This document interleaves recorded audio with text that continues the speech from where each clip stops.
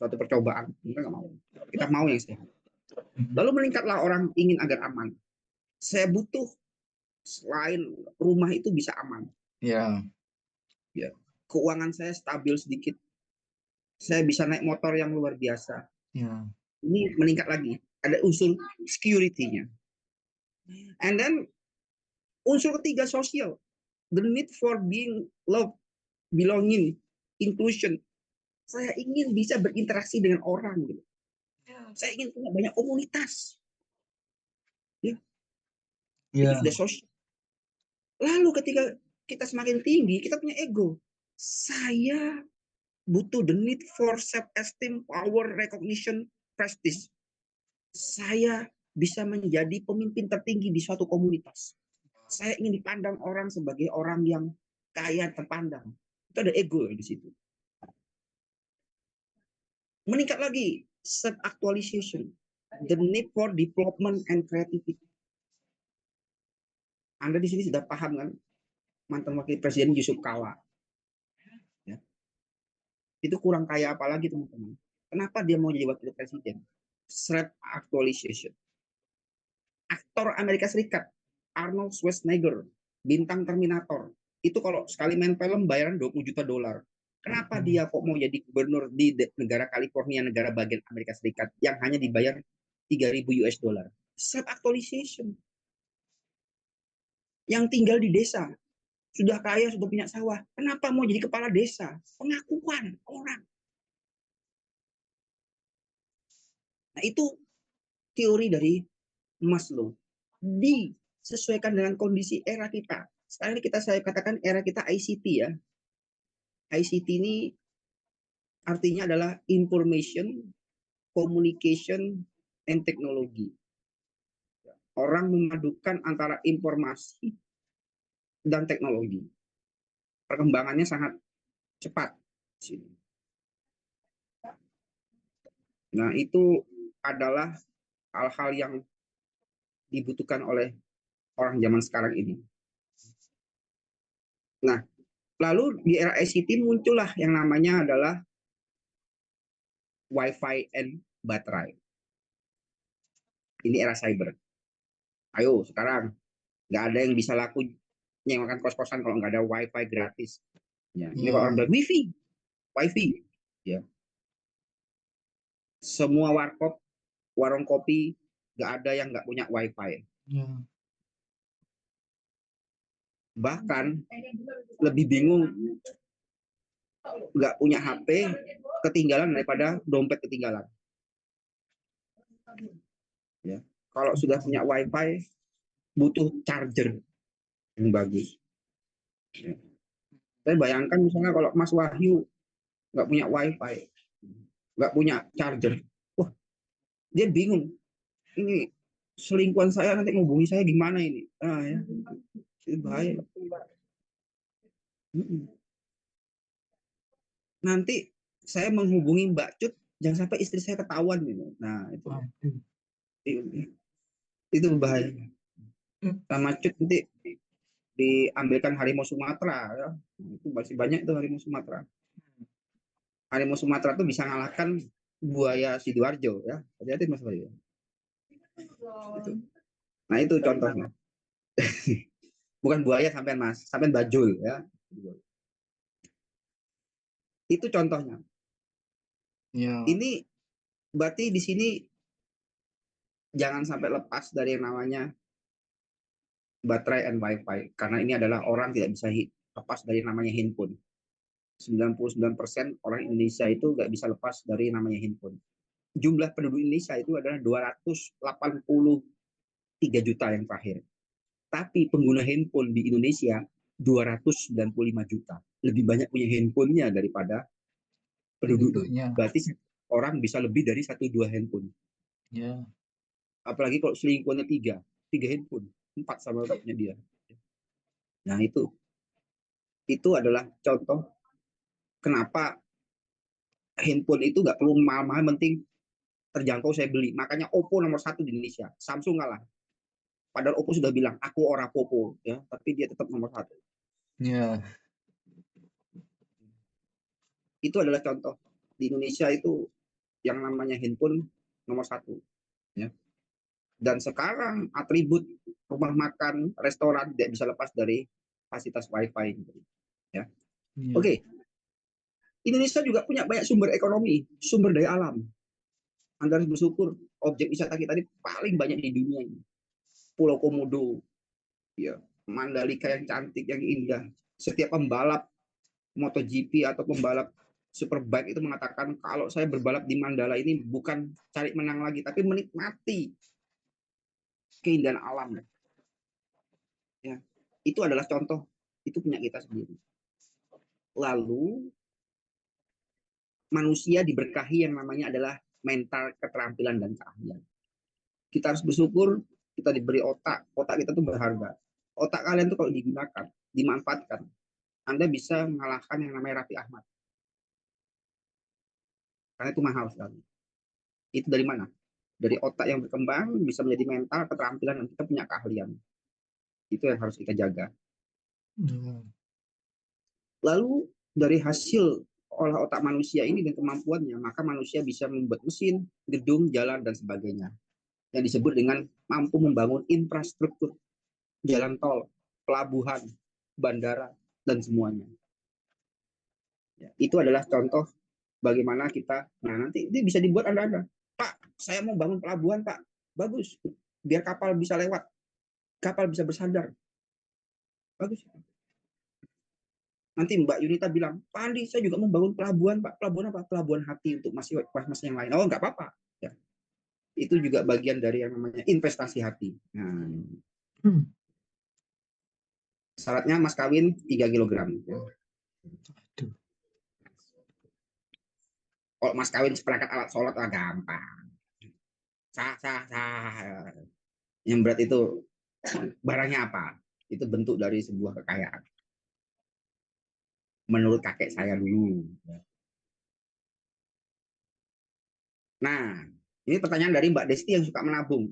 Ya, saya punya teman namanya ya Desti ya Fatimah ya, bingung saya.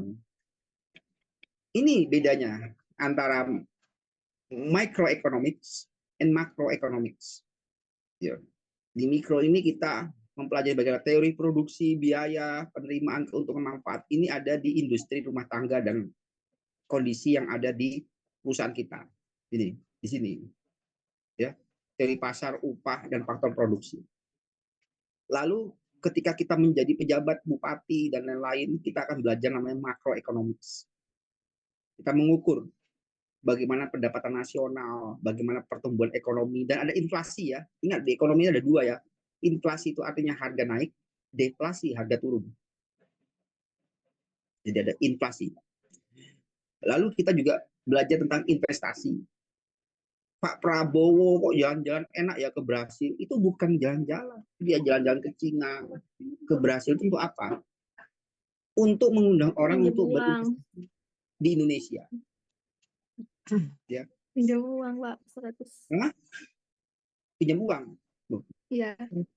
Gak ada istilah pinjam uang. Pak Jokowi Terus kemarin gimana, Kak? membangun jalan itu nggak pakai utang loh. Buat apa? Investor. Jadi dikelola dengan negara lain sehingga kita tidak menggunakan APBN, anggaran pendapatan dan belanja negara. Itu cara kita untuk menarik investasi di kita. Karena apa? Negara kita ini pertumbuhan ekonominya masih di bawah 6%. Negara yang bergejolak ekonominya itu rata-rata negara seperti kita ini yang di bawah 6%. Karena target pemerintah itu 8%. Dan salah satu yang dibutuhkan agar ekonomi itu bisa 8% adalah adanya banyak lapangan pekerjaan, ada banyak infrastruktur, dan kepastian hukum. Sehingga orang kalau menginvestasi ini aman gitu. Bukan malah jadi bahan sapi perah. Anda berjualan, datanglah LSM, datang pungli, datang apa, kan nggak nyaman. Tapi ketika kita jualan merasa aman, nggak ada yang mengganggu, ekonomi lancar, kita bisa berkembang, itu akan mengakibatkan ekonomi jalan karena apa? Kita mengurangi namanya adalah bentuk pengangguran. Nah itu. Jadi microeconomics itu seputar rumah tangga, individu dan perusahaan. Macroeconomics mengurusi daerah dan negara. Jadi kalau bupati itu sudah makroekonomi, menteri makroekonomi, presiden tambah lagi itu makroekonomi sampai ngurusi orang yang tidak bekerja, pengangguran, kriminalitas, itu makroekonomi. Kenapa? Dampak sosial ekonomi itu, pengangguran, kriminalitas, kemiskinan, itu dari ekonomi.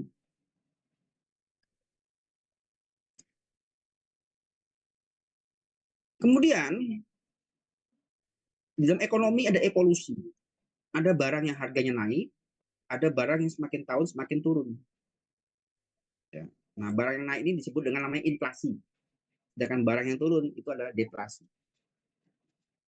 Jadi di Indonesia itu sepanjang tahun harga naik. Itu hal wajar. Ya. BBM sekarang sudah 10.000 ya pertalite. Itu zaman Pak Harto dulu ada namanya premium dulu, premix itu masih Rp600 tahun 80-an. Lalu naik. Wow. Ya. Itu Pak, contoh. Ya, Pak, kenapa kalau kita beli BBM di Pertamina di apa? Gimana Pak namanya? Di pom bensin. SPBU. Itu kalau Nah, kita belinya Pertamax belinya Pertalite harus pakai QR, Pak. nah, jadi gini ya. Ini karena saya Bolehnya tahu Pertamax gitu. kondisi lapangan. Anda harus paham ya. Pernah beli di pom bensin selain Pertamina, teman-teman di sini ada pengalaman nggak? Beli di Shell atau di mana? Warung Madura, Pak. Warung Madura. Wah, kalau warung Madura itu beda lagi ya. Enggak, yang beli selain di SPBU Pertamina, pernah nggak? Pom mini gitu, Pak. Oh, bukan Pertamini. Shell, Petronas, bukan Pertamini. Bukan yang di depan warung Madura 24 jam. Pernah. Itu. Pernah? Pernah. Nah, Nah, berapa harga bensinnya per liternya? Di mana itu? Di Shell atau di Petronas atau AKR? Di mana? Tadi yang bilang pernah. Beli di mana? Untuk yang selain di SPBU itu harganya 12.000. Di mana? Di SPBU apa Anda beli itu, Mas? kayak yang jual eceran gitu, Pak. Bukan. Bukan eceran. Yang SPBU resmi. Selain Pertamina kan ada Shell, Petronas, AKR. Pernah nggak? Oh, belum pernah, enggak, Pak. belum pernah, Pak. Coba misal di Shell itu SPBU ada namanya bensin super. Ya, Iya. harganya 13.000. Pertalite Anda berapa harganya? Pertalite berapa harganya? 10.000. Pertamax 10.000. berapa? Pertama 13.000. iya 13. Nah, 12 atau 13 itu. oke. 13. Selisihnya harga Shell dengan Pertamina itu selisih yang dibayarkan oleh pemerintah kepada Anda. Pemerintah itu mensubsidi harga Pertalite. Subsidinya sampai per tahun itu adalah 80 triliun. Ya. Ya. Dari mana subsidinya? Ya itu loh, harga di pom bensin lain 13.000 yang paling murah, Anda beli Pertalite 10.000, itu loh selisihnya. 2.000-an. Pertamax pun subsidi juga, tapi kecil nilainya. Ya. Nah, pemerintah itu membatasi. Subsidi ini kan bagi orang nggak mampu. Ya. Nah, sedangkan yang pakai pom bensin rata-rata di kita itu apa? Banyak orang bermobil. Dengan adanya barcode, itu ada ketentuan. Mobil yang cc-nya di bawah 1.400 itu tidak perlu pakai QR card. Ya. Artinya dia bebas mengisi berapapun. Oh. Tapi yang mulai 1.400 ke atas itu mulai Avanza ya. Avanza, apalagi kendaraan saya itu CR-V 2000 cc. Itu harus pakai QR card yang dibatasi 120 liter. Sisanya kita harus beli di Pertamax. Ya. Nah, itu pembatasan itu. Itu cara kita untuk agar subsidi ini bisa digunakan tepat sasaran. Maksudnya seperti itu. LPG 3 kg.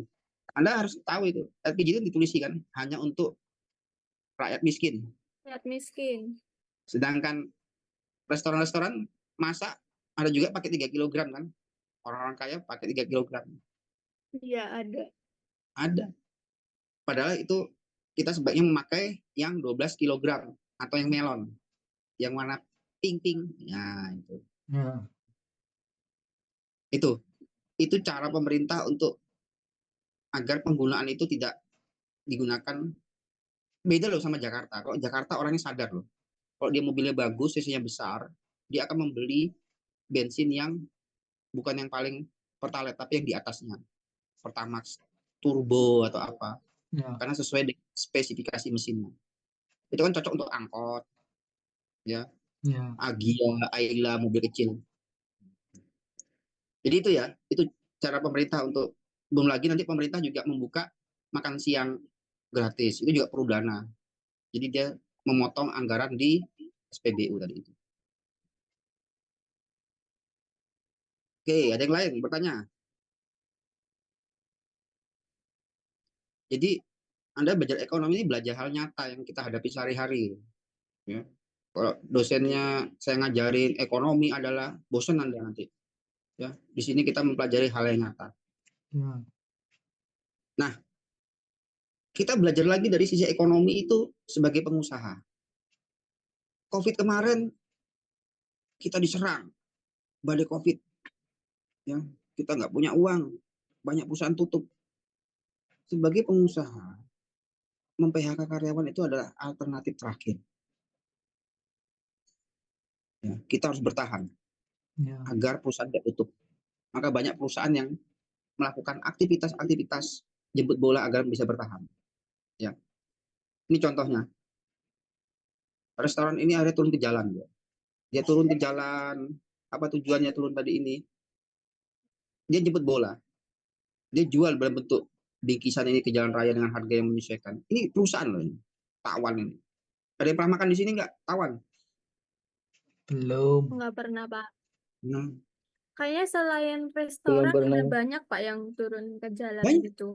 Banyak. Ini baru satu ya, Tawan ya. Nah, yang kedua, Ya. Ichiban Sushi ini. Turun dia ke jalan. Dia jual dengan harga seperti ini.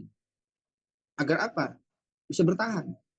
Bahkan Pizza Hut sampai turun loh di jalan. Untuk apa lagi? Bertahan. Nah, inilah yang disebut dengan bisnis itu, kita harus bisa bertahan dalam kondisi krisis. Membalik keadaan kondisi krisis itu menjadi suatu kondisi biar tetap profit jalan. Nah, ini kan hal nyata ini. Ya. Ya. Ini adalah contoh bagaimana mereka itu berusaha untuk bertahan ke jalan. Ini strateginya jemput bola. Itu bagian dari ekonomi ya. Yang kita kalau belajar itu caranya apa? Usaha ini kan kadang berhasil, kadang gagal. Ya, betul. Ya.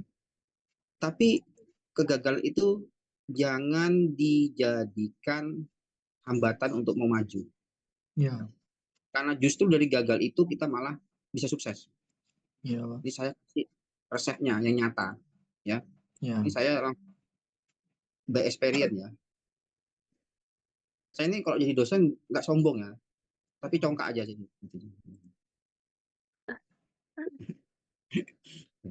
Nggak, saya senang apa adanya gitu. Jadi kalau ngomong belakang segala macam, daripada jadi ngomong baik-baik saja tapi di belakang orangnya ternyata Betul, Pak. bermuka dua. Kalau saya nggak, muka satu aja, muka dua susah kok ya pembaliknya. Jadi saya lebih baik ngomong apa adanya. Kalau dirasa kasar keras itu memang gayanya seperti itu, orang bisnis nggak bisa. Iya, kita harus nggak bisa. Ayo jalan-jalan, enggak, putuskan sesuatu. Jadi biar cepat pemikirannya. Jadi harus otak ini jalan terus. Jadi pengusaha itu nggak gampang loh. Mikir dia kalau tutup gimana. Otaknya nggak bisa berhenti dia. Ya. Nah saya kasih contoh ini. Ada perusahaan yang gagal. Awalnya sedih. Kenapa kok dia gagal? Kok malah berhasil? Coca-Cola. Ya. Ini dulu gagal loh ini. Perusahaannya ini. Tapi dia bangkit lagi. Ya. Dia buat formula yang baik. Oh, ternyata minuman ini yang bagus ada sodanya. Dulu biasa aja minumannya. Akhirnya apa yang terjadi? Banyak sempat rugi. Tapi kembali lagi, bisnis itu kadang naik, kadang turun. Dia rugi lagi. Ya. Biasa itu.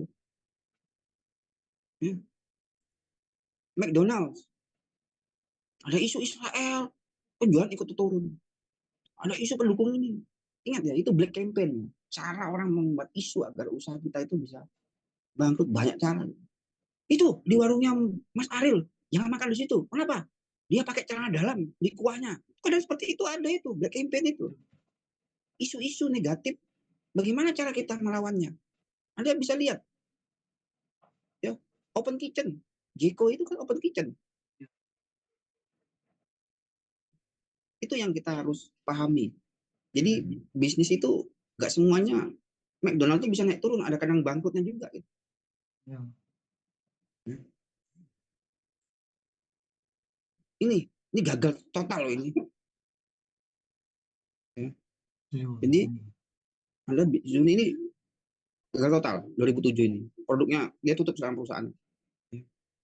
Karena apa? Ya nggak berkembang. Dia harus memutar bisnisnya dia. Ini juga gagal juga. Ini Apple loh ini. Sebelum ada iPhone itu ini loh produknya dia. Gagal loh Apple dulu. Namanya Apple Message Pad. Gagal dia. Tapi yang namanya Steve Jobs, dia berkembang terus, berkreasi terus. Sampai kena kanker kan. Kenapa? Antara dia memikirkan perusahaan terus. Makanya Anda ya harus pikir ya. Kalau ada yang mengatakan, jadi pengusaha itu tidurnya 3-4 jam, 5 jam. Nggak apa-apa. Imbangi dengan gizi juga. Yang terjadi seperti Steve Jobs. Dia tidur hanya beberapa jam. Tapi dia tidak melengkapi dengan gizi makan yang bagus. Ya. Kan harus paham. Begitu pula kalau Anda berprofesi sebagai atlet, makan harus dijaga. Sekarang nggak ada pemain bola profesional makan nasi, nggak ada. Pasta, nasi merah. Ya. Biar fisiknya kuat gitu. Ya. Begitu pula bisnis. Kalau kita menjadi berusaha keras, kita juga harus mengimbangi dengan olahraga, makan. Sehingga kita bisa seimbang. Bisnis kita lancar, kita sehat, dan berhasil. Ya. Ini gambarannya. Ini juga gagal loh. Galaxy Note 7. Ya. Ya. Jadi Samsung, kalau Samsung nanti bikin Gibran ya, Samsung. Ini juga bisnis yang ada naik turunnya gitu. Jadi kalau Anda merasa Pak, saya jual gorengan misalnya, terus saya mau bunuh diri aja Pak, gagal Pak. Saya merasa harga diri saya turun Pak, nggak ada yang beli gorengan saya. Bukan itu. Perusahaan itu sudah semuanya banyak yang gagal itu. Tapi dia bisa bangkit lagi.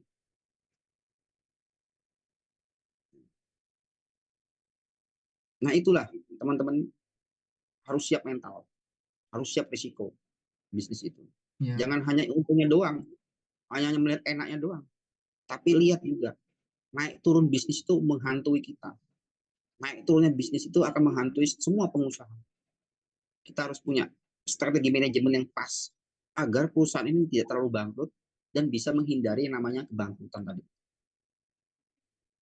Ya, kalau saya katakan ke mahasiswa saya yang punya usaha seperti Kebun Sayur Surabaya ya, Mas Medi Riza dan lain-lain. Salah satunya juga yang namanya sodakoh itu juga bagian dari spirit. Jadi orang itu kan harus punya emotional intelligence, intellectual intelligence, spiritual intelligence. Agar apa? Kalau dia punya otak pinter, yo, IQ bagus, kalau tidak punya spirit, dia buka bisnis untuk membohongi orang lain, menipu orang lain, dibuatkan judi slot, iya kan? Iya. Tapi kalau kita punya spirit, oh ya, saya bisnis ini yang hubungannya adalah untuk hablum minanas, yang baik, yang positif. Tapi kembali lagi, bisnis yang hitam, untung cepat, itu memang godaan kita untuk mau cepat kaya. Termasuk kita ngepet di Gunung Kawi. Nah, ini. Tiap malam Jumat, Mbak Desti beli kembang 1000 bunga, minyak serimpi, mandi tengah malam. Harapannya rezeki lancar, semua laki-laki yang melihat Mbak Desti, semuanya merasa bahwa dia seperti bidadari. Amin. Nah, lo kok amin? Loh, ini.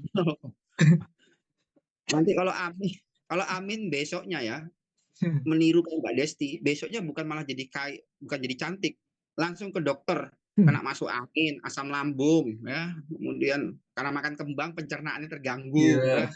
Mas Wahyu aja makan kembangnya bisa berubah jadi sinoy, ya. Astagfirullah. Ya. Jadi Hmm. harus hati-hati, ya. Iya. Mbak Sidriatul ingin cepat kaya, dia melihara tuyulnya biar syariah dikasih nama Ahmad Tuyul Al-Qadari. Ya, itu. Ya. Ini tuyul syariah, Pak. Setiap penghasilan tuyul saya kasih ke panti asuhan 3%. Ya, semua syariah ya, bir syariah juga ya. Itu akal-akalan doang itu. Jadi jangan mainkan kata syariah itu seolah itu bisa halal gitu loh. Bir syariah, tuyul syariah, beras syariah, ya. Syariah semua itu. Iya, Pak. Hati-hati. Ya, banyak orang mempermainkan kata-kata. Anda harus jeli itu. Mana yang syariah, mana yang haram. Banyak orang memainkan kata. Itu bisnis banyak yang berkedok agama untuk biar lancar gitu. Saya ini pencopet syariah, Pak. Saya nyopet 3% saya kasih panti asuhan. Alah. Lucu gitu. Jadi kalau ukuran masalah togel tebak skor mulai tahun 2005 itu saya jagonya. Saya pernah dapat uang 10 juta ya. Inggris Kroasia 4-3 saya bilang. Menang. Inggris 4-1. Dapat saya 10 juta. Saya bagi teman saya. Nggak pernah saya makan. Akhirnya terjadi apa? Teman saya besok bannya bocor. Perutnya sakit. Ya, diare. Ya, diputus pacarnya. Memang saya senang-senang gitu aja. Harus saya bagi uangnya. Gitu loh. Tebak skor itu. Kemarin ada yang nebak skor berapa Pak Andi Arab Saudi 2-0 saya bilang. Menang. Terus ya apa ini? Aku menang loh, taruhan loh. Ya wes lah, kasih ono orang lain gak usah kamu makan. Ternyata dia juga makan. Tadi laporan, mencret Pak. Ya itu kan saya bilang. Ya. Jadi sesuatu yang memang dari ekonomi itu cara tidak baik itu hasilnya juga nggak baik di kita juga gitu. Iya, betul, Pak. Harus sabar. Kalau belum berhasil, harus sabar. Saya punya rekan ya, hidupnya tenang gitu. Setiap bulan Ramadan dia tutup sampai Lebaran. Karyawannya dia bayar semua, gak usah kerja, saya kasih THR. Pokoknya kamu beribadah, doakan usaha kita lancar lagi tahun berikutnya. Tidak semua orang melakukan seperti itu, tapi dia melakukannya loh. Nggak miskin. Karena apa? Unsur tadi intelektual, emosional, dan spiritualnya yang kuat. Oke, itu dari saya. Ayo silakan mahasiswa yang aktif bisa bertanya. Ayo, kok saya ngomong terus nanti dipikir nanti saya dakwah ini. Ya. Pak, kenapa mukanya ada 2, Pak Andi? Nah, muka saya 2, saya jaga-jaga gitu loh. Dipikir nanti saya ada orang ketiga gitu. Nah, saya kurangi 1 muka saya. Wah, ini lebih gelap sih, Pak. Nah, kalau gelap kan jadi pertanyaan. Jangan-jangan Pak Andi ini ada di hutan. Sebelahnya ini ada wanita lain. Gelap-gelapan. Nah, saya takut. Makanya saya cegah dengan yang terang-terangan gini. Sama Oke. antisipasi gitu dari fitnah. Ya. Silakan, ada yang bertanya. Nah, Oh, Ayo teman-teman semua bertanya. saya, Pak. Ya, Buka silakan. untuk umum. Saya tertarik soal yang tadi Bapak membahas soal menggarisbawahi definisi ilmu ekonomi. Masyarakat membuat pilihan. Nah, apa alasan utama masyarakat itu membuat sebuah pilihan gitu, Pak? Padahal di satu sisi mereka tidak membutuhkan pilihan jika kondisi uangnya itu sudah sangat mencukupi gitu, Pak. Jadi mereka tidak ada opsi untuk memilih. Jadi mau beli apapun pasti akan dibeli karena uangnya udah banyak gitu kan, Pak. Nah, alasan kuat kenapa masyarakat membuat pilihan seperti itu, Pak. Oke, pilihan itu 2 ya. Ada orang ekonominya beruntung, ada ekonomi nggak beruntung. Saya Iya. asumsikan pilihan ini untuk berbagai kalangan. Untuk yang orang yang tidak beruntung, dia kan harus memilih, Mas. Saya harus mau nggak mau harus cari barang yang sesuai kemampuan saya gitu. Iya. Nah, sedangkan orang yang mampu, ini nggak masalah harga lah, saya beli. Kalau perlu yang jual, saya angkut gitu loh. Iya. Ya, saya punya uang. Nah, ekonomi itu menentukan pilihan dalam arti ketika orang punya uang banyak, dia bisa memilih mana mau barang yang berkualitas, mau beli borong semua toko bebas. Oh, oke oke oke. Mampu, Ya. dia harus memilih sesuai kemampuannya. Ya. Kemudian ekonomi juga ada pilihan juga untuk bekerja. Nah, kalau dia bekerja, dia lulusan SD, lalu dia bekerja di perusahaan punya SMA, kan nggak mungkin dia memasarkan masuk. Ya, betul Pak. Kecuali ada ordal orang dalam, itu yang merusak. Hmm. Saya berbagai orang ahli SDM ngomong, kita harus kerja keras, kerja apa. Sudahlah, kalau masuk di kantor itu dua yang orang pikirkan. Satu, berdasarkan tes performa kemampuan kita. Yang kedua, ordal Ya. orang dalam. Hmm. Sebodoh apapun kita kalau ada ordal itu masuk kita sebagai ponakan yang punya, ada hubungan yang Iya. punya, itu yang merusak Iya. tatanan perusahaan yang profesional. Iya apa tidak? Iya Pak. Nah, manusia itu punya pilihan. Mas Ariel misalnya sudah S1. Saya boleh dong memilih bekerja di perusahaan yang ada kantornya, yang AC-nya dingin. Ya. S1. Iya kan, Mas? Ya, betul. Itu. Kemudian saya juga berhak dong. Saya tinggal di apartemen. Saya punya uang kok dari saya bekerja keras. Iya. Itu pilihan. Itu masuk ekonomi, itu pilihan. Ya. Semoga menjawab ya.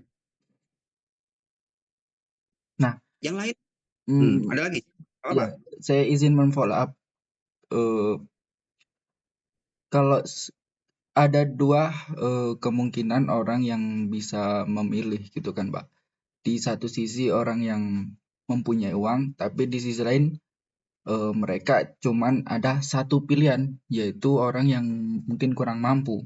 Nah, itu apa bisa dikatakan sebuah pilihan Pak? Karena kan cuman satu yang kalau nggak misal bekerja, mereka akan mati. Seperti itu Pak.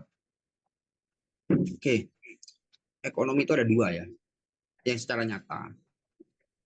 Ya, Selama kita berusaha keras, tapi nggak ada pekerjaan, ya, nggak ada yang tiba-tiba ada bantuan orang lain, ya, tiba-tiba ada bantuan orang untuk bekerja. Itu kalau kita kembali lagi bicara spiritual Mas ya, ya, keyakinan. Yang susah ini kan main logika. Logika ya. gini loh. Mas Ariel ini gajinya cuma 4 juta, Hmm, tinggal di Jakarta, oke. belum transport, belum makan. Ya, Ada hal-hal yang kita nggak punya pilihan.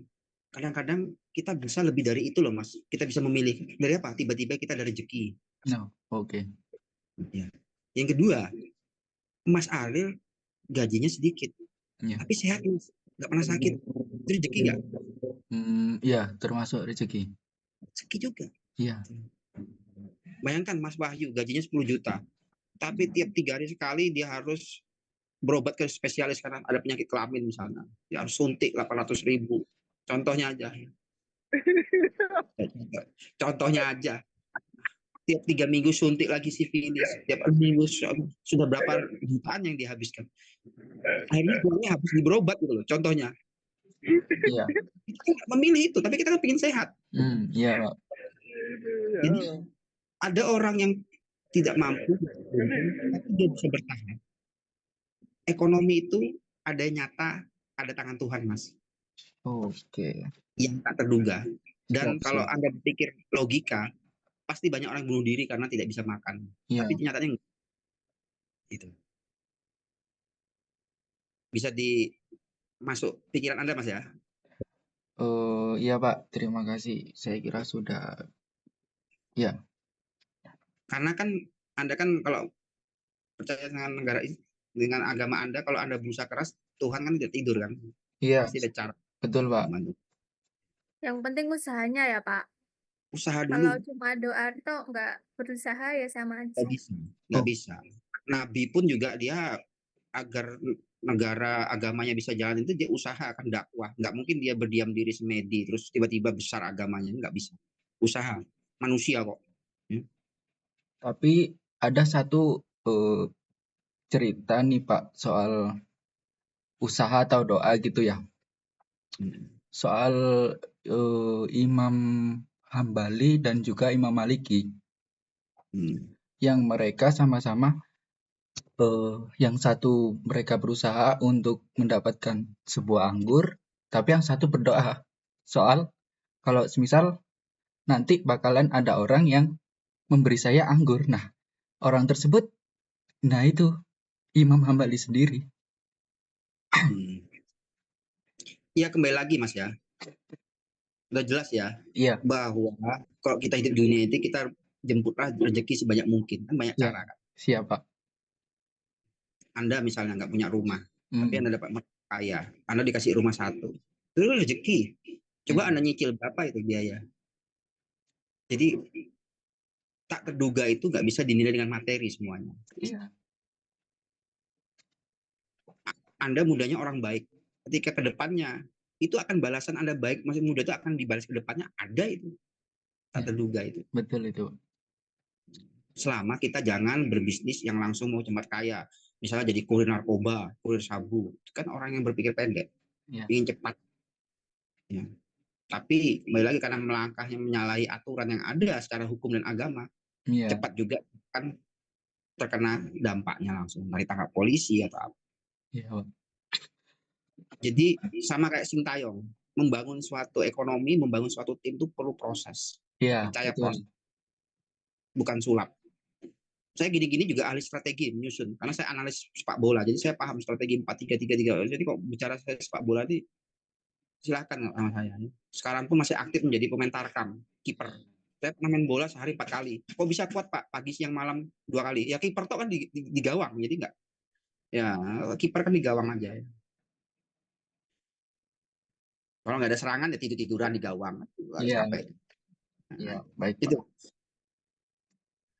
Yang lain silakan. Pak, izin mau bertanya. Iya silakan Meli. Ini Pak, ini kan ada bisnis yang sudah lama berdiri, udah tuh kan dia bangkrut. Itu terjadinya itu kesalahannya itu di keuangan atau di timnya. Nah, pertanyaannya kalau salah di keuangannya, gimana caranya kita mengatur lebih terarah atau lebih lebih terarah gitu Pak, kalau misalnya salah di keuangannya. Kalau masalah di timnya, itu hal-hal apa yang harus kita lakukan Pak? Oke. Sudah Bisnis saya. itu kalau bermasalah di keuangan satu, dia tidak mencatat semua pengeluaran apapun itu. Iya apa tidak? Iya, Ya Pak. Bisnis itu 1 rupiah pun yang Anda keluarkan itu ada pembukuannya. Mm. Coba Anda cek sekarang. Setiap Alfamart, Indomaret itu kan punya mesin cash register kan, iya, ada passwordnya. Kemudian toko-toko kecil loh, sekarang UMKM loh sudah banyak cash register loh. Itu apa? Pencatatan biar rapi, barang keluar segini, barang masuk segini. Karena kunci keuangan itu adalah pencatatan pembukuan. Yang tertib ya. Yang kedua, pengelolaan penggunaannya. Sudah tahu tuh uang perusahaan digunakan untuk judi slot, digunakan untuk jalan-jalan ke Pulau Komodo, ya. Ya habis uang perusahaan. Tapi kalau digunakan untuk investasi penambahan, inventaris kantor dan segala macam, kan ada gunanya. Income itu kan ada outputnya juga yang bisa diberikan kan. iya, Ya, jadi kembali lagi kedisiplinan dalam pencatatan. Dan Anda cek sekarang UMKM.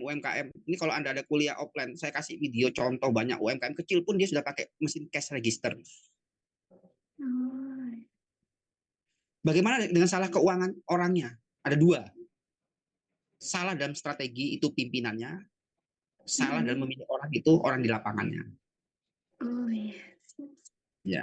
Makanya itu pentingnya interview itu adalah untuk menggali kemampuan orang ketika bergabung dengan perusahaan. Apakah dia sesuai dengan spesifikasi?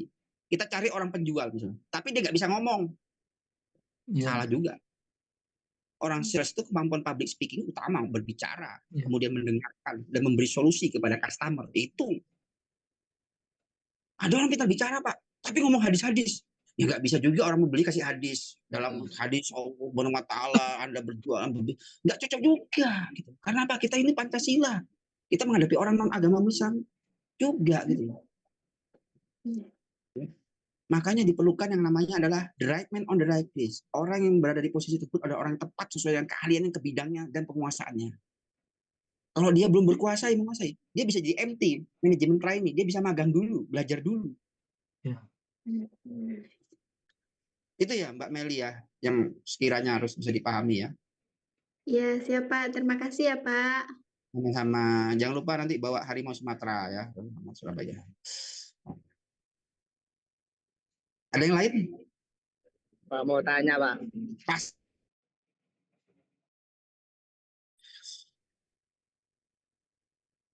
Silakan Mas Bayu. Loh, kok mau nanya kok ngeliat cewek cantik lewat? Waduh, gimana ini?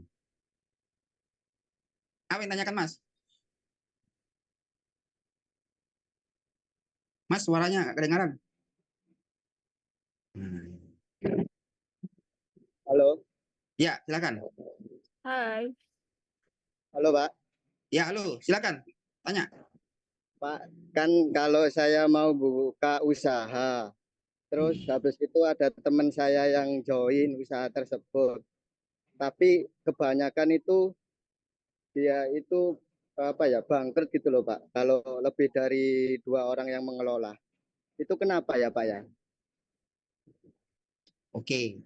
Bisnis itu namanya partnership ya, join ya. Partnership itu kalau awal mau kita baik-baik saja hubungannya. Tapi ketika sudah untung, di situ pasti mulai ada keretakan. Ada cuan, boy. Ada cuan, teman-teman. Ya, Ya. manusia itu kena namanya uang itu berubah loh. Awalnya baik jadi jahat loh. Ya, makanya kalau usaha yang sifatnya partnership, meskipun teman baik, iya kalau mulai membangun merintis, berteman, sahabat, ya. Tapi kalau sudah untung, musuh loh itu. Maka diperlukan namanya adalah kesepakatan hitam dan putih dengan notaris. Agar apa? Nanti ketika sudah untung tidak ada perselisihan, tidak ada. Ya. Dan kalau namanya join itu kita harus betul-betul memilih, ibarat gini, join itu ibarat kita memilih pasangan hidup. Seleksi dulu orangnya. Jangan asal ambil karena teman baik, yakin bukan.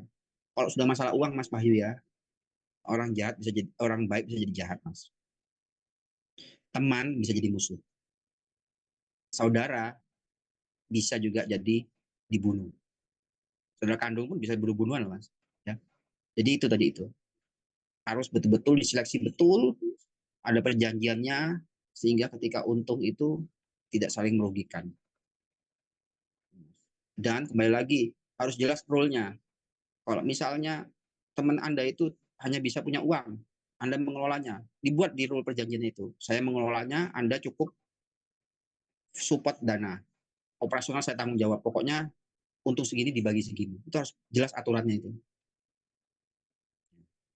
Dan kembali lagi, bisnis itu juga lihat trennya Mas ya. Carilah bisnis yang trennya itu jangka panjang. Makanan, minuman, pakaian, industri kesehatan. Kita cek juga. Kadang ada bisnis musiman. Contoh, Mas Bayu jual stick golf. Susah Surabaya, siapa mau main golf? Ya. Saya kok disuruh beli stick golf, beli saya ambil sapu, saya main golf pakai sapu itu saya kasih itu. Daripada beli jutaan. Ya. Jadi lihat juga trennya, cocoknya apa, dan masyarakat senangnya apa. Itu penting itu. Jangan percaya ke Mbah Dukun. Mbah, ini kira bisnisnya apa? Bukan itu. Tren masyarakatnya diteliti. Ya, itu Mas Bayu. Baik Pak, terima kasih. Hati-hati partner ya, teman itu bisa jadi lawan loh. Tetap ada perjanjian. Karena kalau belum untung kita saudara, kalau sudah untung kita jadi musuh. Hati-hati. Apalagi, iya kok misalnya Mas Bayu sama Mas Ariel ya. Oh ya Mas Bayunya orangnya baik gitu loh. Wah, tapi kalau istrinya menghasut terus, Mas, kamu itu juga harus punya ambil keuntungan, Mas. Kalau enggak kamu gak usah tidur sama saya. Kamu harus ambil itu keuntungan. Kamu juga ikut berjuang. Itu desaan keluarga itu ada loh seperti itu loh. Kalau istrinya nggak soleha, pasangan hidupnya itu matre, hancur itu suami istrinya bisnis itu. Itu ya Mas Bayu ya. Yang lain ada? Jadi inilah yang saya harapkan interaktif. Ya, kuliah itu interaktif, kita saling sharing, saling bertanya. Tujuannya tadi itu terjadi ekosistem pendidikan dua arah. Kalau saya doang yang ngomong satu arah, negara yang maju itu pendidikannya harus dua arah. Oke, Kenapa biasanya kita kenapa? kita jarang tanya-tanya sama dosen ya? Oh, sekarang tanya ya. Soalnya soalnya dari awal, kalau dari awal mulai itu udah formal banget, Pak.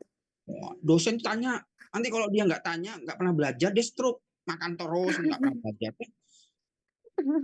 Tanyain sampai dia kurus.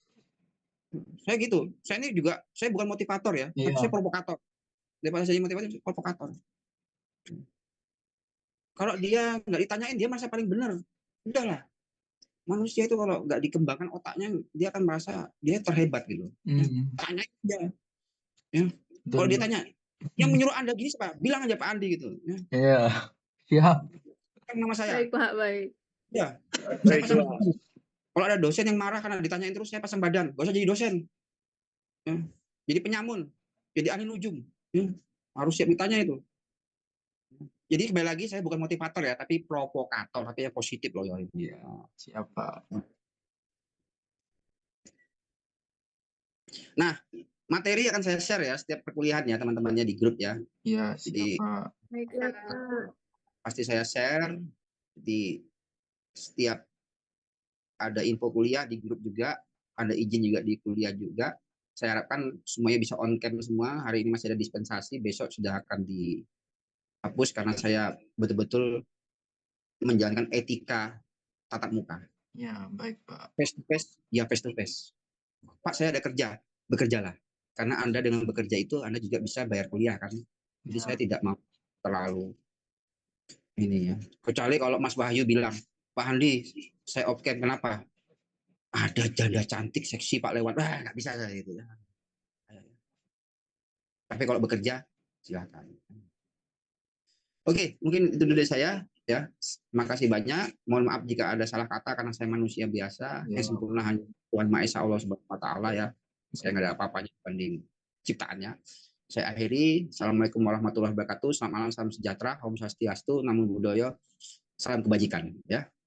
Ya, Waalaikumsalam Waalaikumsalam warahmatullahi wabarakatuh. Terima kasih Terima kasih, Pak Pak Andi. Andi. Terima kasih Pak. Sudah Andi.